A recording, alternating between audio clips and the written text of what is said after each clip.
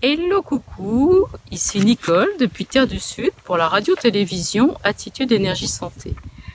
Alors hier nous avons vu les propriétés du raisin dans la diététique occidentale. Aujourd'hui on va s'intéresser aux propriétés du raisin dans la diététique chinoise.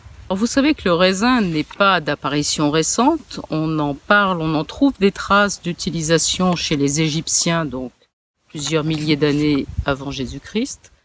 Et ce seraient les Égyptiens qui auraient fait connaître le raisin aux Grecs, qui auraient eux-mêmes commencé à faire du vin avec le raisin. Ça c'est pour la petite histoire. Mais quand on voit les propriétés du raisin, c'est pas étonnant qu'il accompagne l'homme depuis aussi longtemps. Alors vous savez qu'en diététique chinoise, on se base beaucoup sur la nature et la saveur des aliments. La nature, elle est soit chaude, soit froide, soit tiède, ou fraîche ou neutre. Et les saveurs, ce sont les 5 saveurs en fonction des 5 éléments. Alors le raisin, il est de nature neutre, c'est-à-dire qu'il va avoir une grande propension à équilibrer les viscères. Et il va équilibrer le côté matériel, fonctionnel, organique du viscère.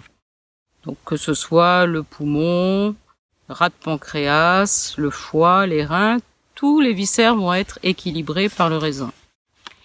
Et par ailleurs, il est de saveur douce.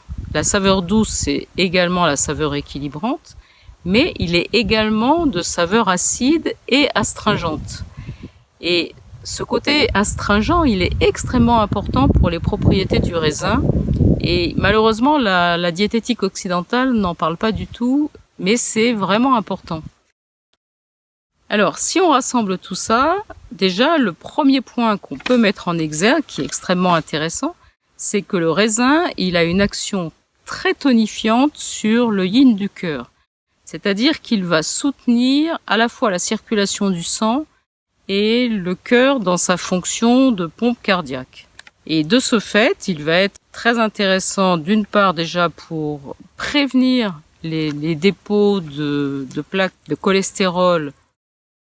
Il va prévenir le dépôt des plaques de cholestérol sur les parois des vaisseaux. Il va tonifier les parois des vaisseaux et donc éviter les zones d'effraction vasculaire qui seraient le lit de dépôt de cholestérol. De ce fait, il est intéressant comme antithrombotique. Et par ailleurs, il est tonicardiaque, donc il va avoir une action très positive sur le cœur. Donc ça, c'est la première grosse action. Deuxième action, il va avoir une action très intéressante sur, en même temps, le foie et les reins. Et le foie gère tout le système tendineux, tout ce qui va mettre le muscle en mouvement et qui va permettre au corps de bouger. Et les reins, eux, vont s'occuper de toute la partie architecture osseuse. Et en tonifiant à la fois le foie et les reins, le raisin va être excellent pour travailler sur tous les terrains où il y a des douleurs rhumatismales, de l'arthrose, des arthrites, tout ce qu'on connaît comme difficulté de mobilisation sur le plan ostéo-articulaire. Après, le raisin va être également extrêmement intéressant pour soutenir le yin du poumon, c'est-à-dire la fonction de dialogue qui existe entre le poumon et les reins dans la gestion des liquides, dans la montée et la descente des liquides. Et on sait qu'à l'automne, le poumon c'est le viscère de la saison et il est extrêmement sollicité.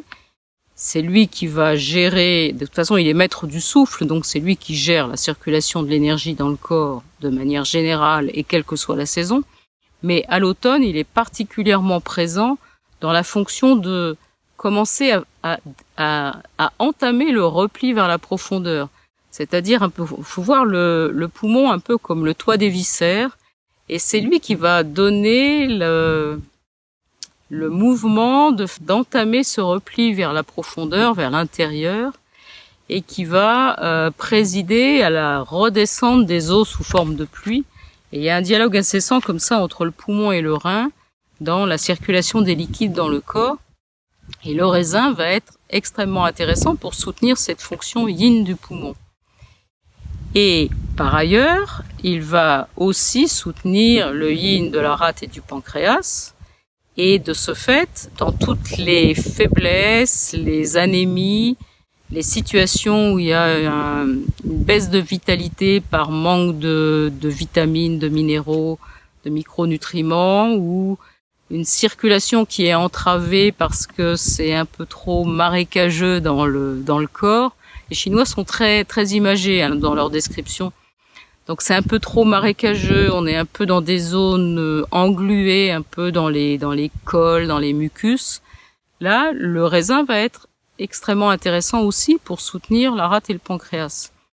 Donc vous voyez que quand on déploie toutes ces actions sur chacun des viscères et qu'en plus on ne perd pas à l'esprit que il est astringent au niveau de sa saveur. Astringent, ça veut dire que quand vous le mettez en bouche, ça resserre un peu les tissus. Vous le sentez bien, hein, si vous mangez beaucoup de raisins, vous sentez que il y a moins de salive dans la bouche, les tissus se rétractent. Ce qu'il faut comprendre, c'est que cette action, elle se fait partout dans l'organisme. Donc, ça veut dire que tout ce qui est circulation de la lymphe, retour veineux, tout ça va être amélioré parce que les tissus vont se resserrer sur eux-mêmes et donc exercer une pression qui va être favorable à la remontée des liquides, que ce soit par la voie veineuse ou par la voie lymphatique. Et quand on sait que les deux grosses voies d'élimination des déchets, ce que j'appelle moi les éboueurs dans notre organisme, ce sont le système veineux et le système lymphatique, vous voyez bien que c'est une fonction extrêmement intéressante du raisin, cette fonction d'astringence, parce que ça va aider encore un peu plus l'organisme à se débarrasser des liquides en excès et des toxines qui seraient dans les liquides interstitiels ou aux portes des cellules. Alors si on rajoute à ça le fait qu'il y a quand même beaucoup de peaux et de pépins, et avec toutes les propriétés qu'on connaît des pépins de raisin, vous imaginez bien que faire cette cure de raisin, ça va aussi faire un balayage extraordinaire de tout l'intestin.